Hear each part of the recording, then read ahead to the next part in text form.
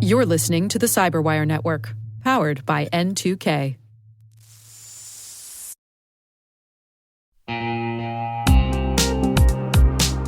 Maybe that's an urgent email from your CEO, or maybe it's a deepfake targeting your business. Doppel is the AI-native social engineering defense platform fighting back against impersonation and manipulation. As attackers use AI to make their tactics more sophisticated, Doppel uses it to fight back, automatically dismantling cross-channel attacks, building team resilience, and providing agentic email protection. Doppel, outpacing what's next in social engineering. Learn more at doppel.com. That's DOPPEL.com.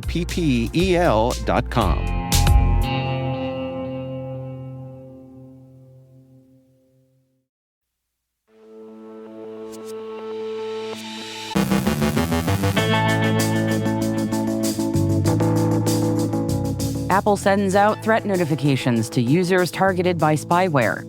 Trivi, not Light LLM, was the original source of the 2,500 organization supply chain attack. French tax authority confirms data breach. Chinese hack-for-hire group conducts espionage and cybercrime simultaneously. Ukrainian police shut down 94 scam call centers. Former data analyst jailed for insider extortion plot. New macOS malware spreads via ClickFix.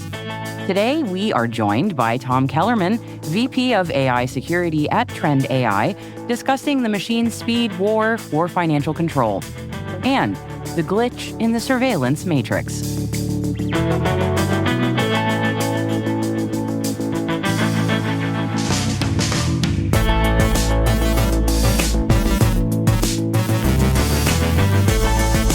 Today is Friday, August 14th, 2026. I'm Maria Varmazis, and this is your CyberWire Intel Briefing.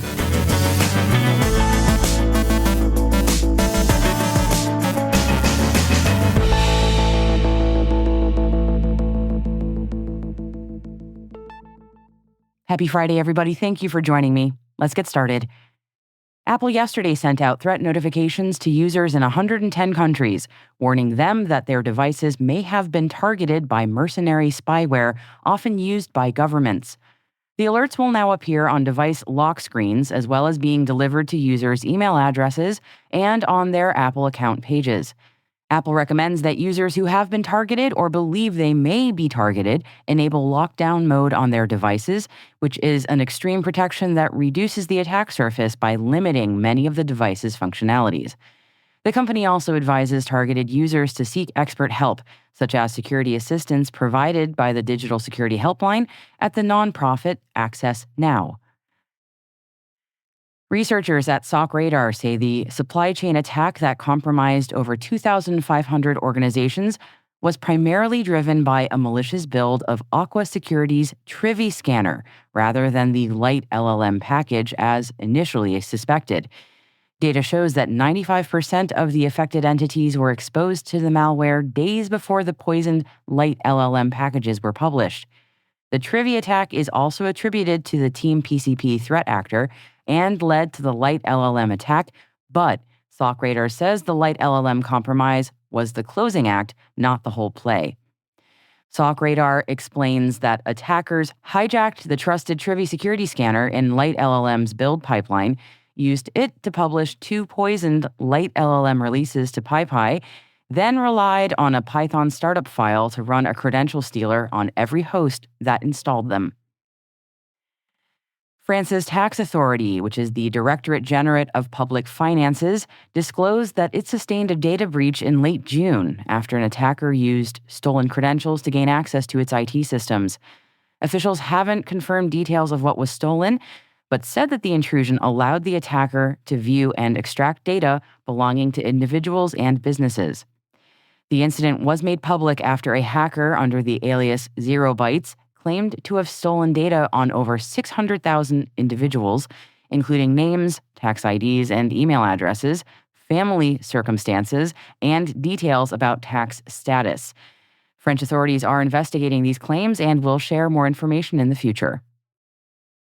Symantec has published a report on Jewelbug, which is a China-based hackers for hire group that conducts financially motivated cryptocurrency fraud, alongside espionage campaigns targeting foreign governments and militaries. The threat actor, which is linked to a registered contractor in Hunan province, uses the same control panel to conduct both criminal and nation-state espionage operations. Symantec notes that this pairing is the signature of a hack-for-hire entity that is running for-profit crime on the side. Ukrainian authorities, in collaboration with international law enforcement, shut down 94 fraudulent call centers across the country following 411 police raids. Police seized over $2 million in cash, a kilogram of gold, luxury vehicles, and thousands of computers and phones.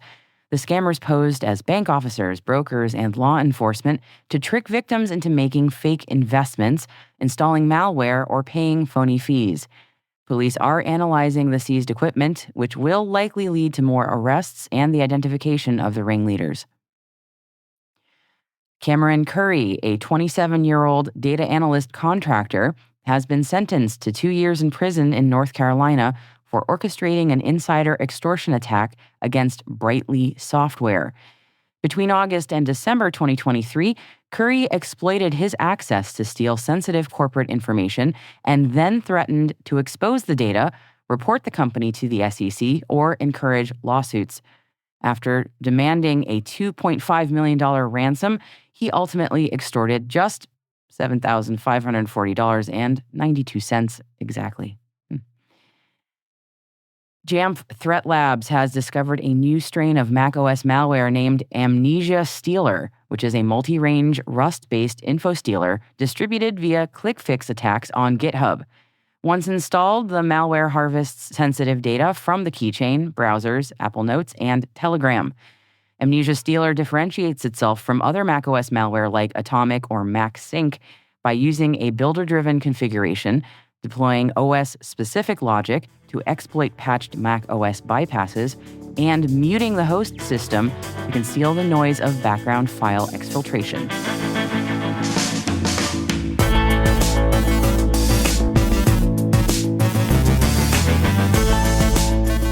Stay with us now after the break when Dave Bittner sits down with Tom Kellerman, VP of AI Security at Trend AI, to discuss the machine speed war for financial control and the glitch in the surveillance matrix. Stick with us.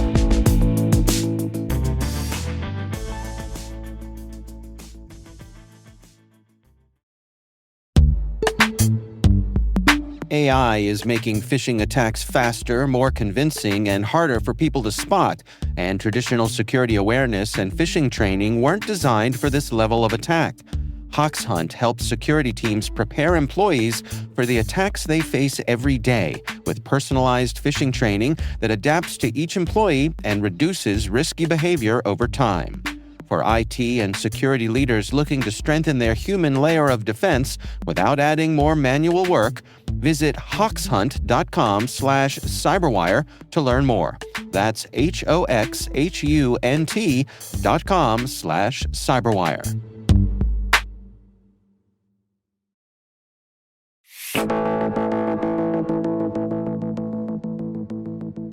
Tom Kellerman is the VP of AI Security at Trend AI and also occasional guest on the AI Security Briefing podcast. And he recently sat down with Dave Bittner to discuss the machine speed war for financial control. Here is their conversation. Well, in the beginning of my career, I worked at the World Bank and IMF on the Treasury security team decades ago. And I've always been fascinated by the level of security in the financial sector. And many people in the world deem the financial sector to be the most secure. And so understanding their biggest challenges in cyber is a poignant example of how we can learn from them and hopefully evolve our own defenses.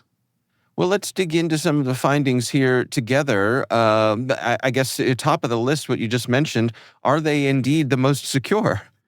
I would say the financial sector coupled with the defense industrial base are the most secure, but they're being targeted by the most sophisticated adversaries out there.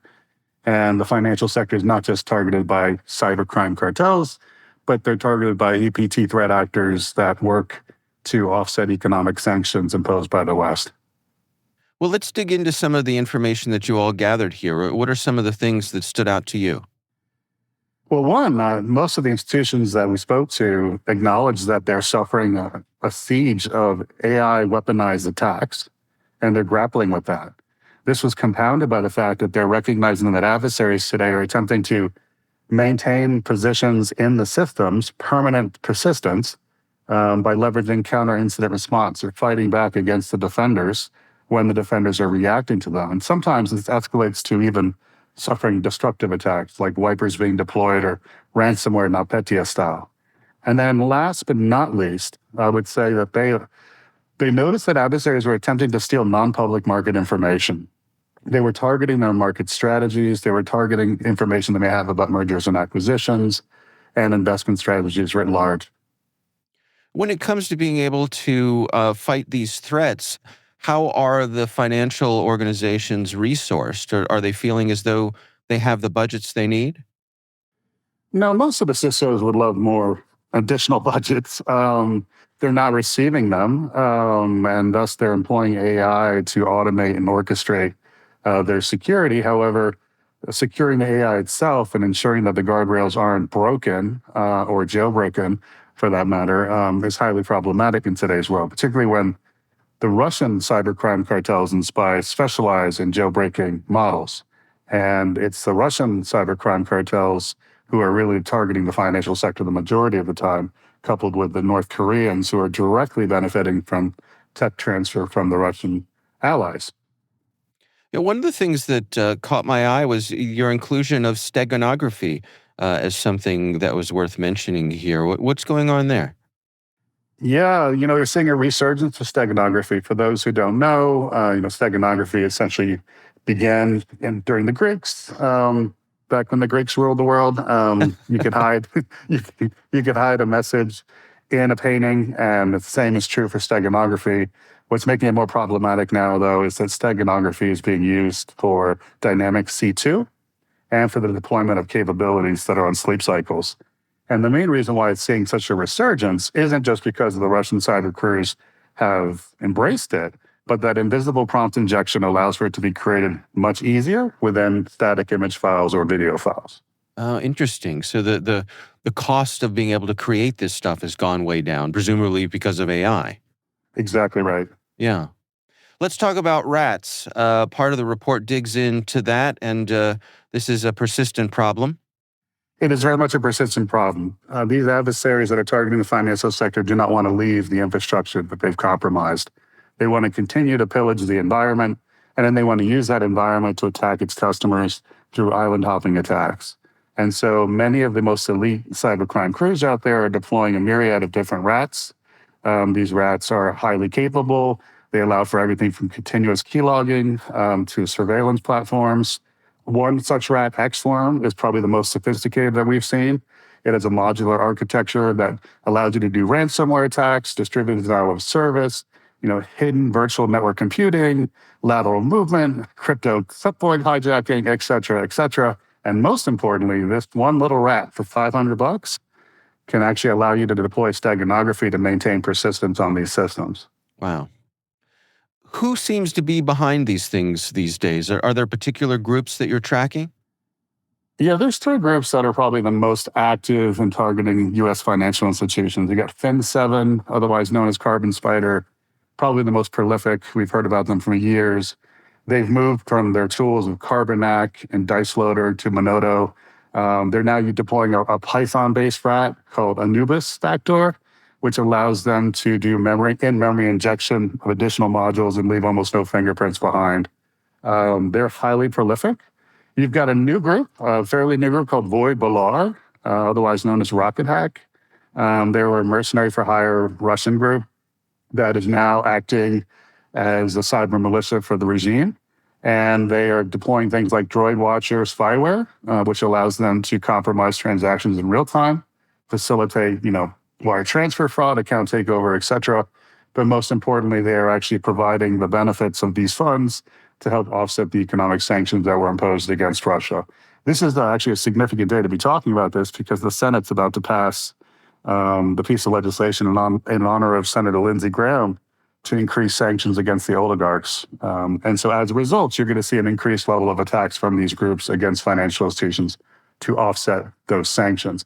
And then last but not least, Lazarus Group, North Korea's basically most elite financially motivated cyber crew. It's the crew that's been supporting their missile program for years through the theft of cryptocurrency. And they're doing something quite interesting in terms of how they maintain dynamic C2. They're using blockchain-based CNC resolution, or otherwise known as ether hiding, to store malware stages on the Ethereum network, making takedowns highly problematic. And I do want to touch on this point. With AI, we constantly talk about reconnaissance and delivery. We constantly talk about, zero-day tsunamis, et cetera, et cetera. But I think we need to pay more attention to how AI enables greater persistence. And one such example was a discovery by our threat team at Trend AI of a group called Band Campo, where he jailbroke Gemini, and then he created a dynamic C2 that was both deployable, but could be rotated within 5 to 6 minutes time on average, making IOC detection nearly impossible. Well, speaking of speed, I think velocity is something that is on everybody's minds these days. I hear practically on a daily basis that everyone needs to shift to be able to defend at machine speed. In this context, what does that mean for the financial sector? That's a great point. Look, orchestration and automation of things like attack path mapping, threat hunting, understanding knowledge graph relationships to map connections across assets and identities and events in real time is an imperative. You need to have that ground truth, that situational awareness facilitated and empowered by AI. I think virtual patching is here to stay, or vulnerability shielding, as otherwise known. Vulnerable systems have to be shielded from the surge of 0 days that are manifesting, and we pride ourselves on that capability, coupled with the 0-day initiative that we've been funding for 2 decades now, as the original bug bounty program. Things like blast radius calculation. Understanding how far an attacker could pivot from a single compromised asset, understanding that in real time. Things like prompt injection prevention, being able to make sure that the instructions leveraged by attackers are blocked, particularly if they're malicious or if they're invisible prompts. Deepfake identification, I think, is very much important because they're using deepfake technology to facilitate business email compromise, as well as reverse business email compromise, when they actually have already hijacked the account of a trusted user in the institution, and then they're leveraging transactions that way. And then I think things like writing style analysis to prevent business email compromise should also be something that should be empowered. But lastly, I think managed detection response services should be deployed on agentic XDR or agentic SIEM systems now. The older legacy capabilities out there are just not keeping up. That was Tom Kellerman and Dave Bittner discussing the machine speed war for financial control. If you enjoyed this chat, be sure to check out the AI Security Brief wherever you get your podcasts.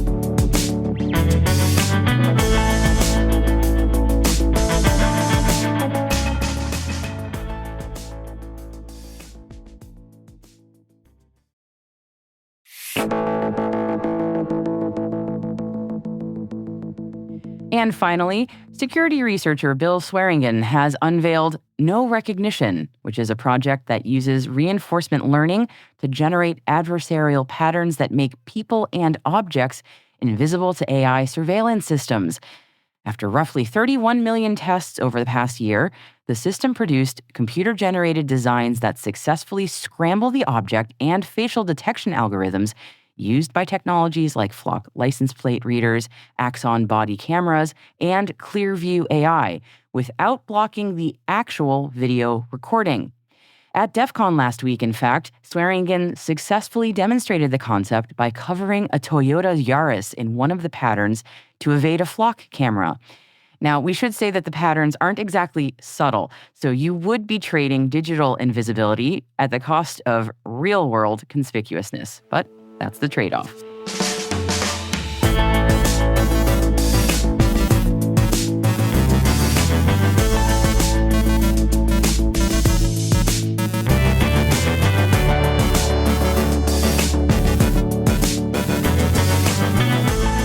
And that is the CyberWire. For links to all of today's stories, check out our daily briefing at thecyberwire.com. Be sure to check out Research Saturday, where we are joined by Ian Golden, Senior Lead Information Security Engineer, and Mike Porca, Principal Information Security Engineer from Lumen's Black Lotus Labs, discussing their research entitled Expanded JDY IoT and SOHO Botnet Enables Rapid Vulnerability Exploitation.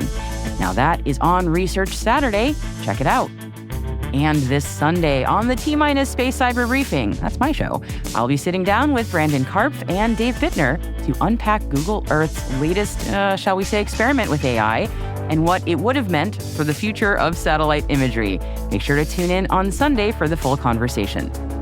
Also, be sure to tune into a special edition this Sunday, where Dave Bittner sits down with Clint Gibler, who is the cyber lead at OpenAI, and Robbie Winchester, Chief Global Professional Services Officer at SpecterOps, where they all discuss frontier models and the future of cyber defense. You can find that episode wherever you get your favorite podcasts. As always, we would love to know what you think of this podcast. Your feedback ensures we deliver the insights that keep you a step ahead in the rapidly changing world of cybersecurity. If you like the show, please share a rating and review in your podcast app. Please also fill out the survey in the show notes or send an email to cyberwire@n2k.com. N2K's lead producer is Liz Stokes. We are mixed by Trey Hester, with original music and sound design by Elliot Peltzman. Our executive producer is Jennifer Iben. Peter Kilpie is our publisher. And I have been your host this week, Maria Varmazis. I'm sitting in for Dave Bittner, who will be back next week. Thank you so much. We'll see you next week.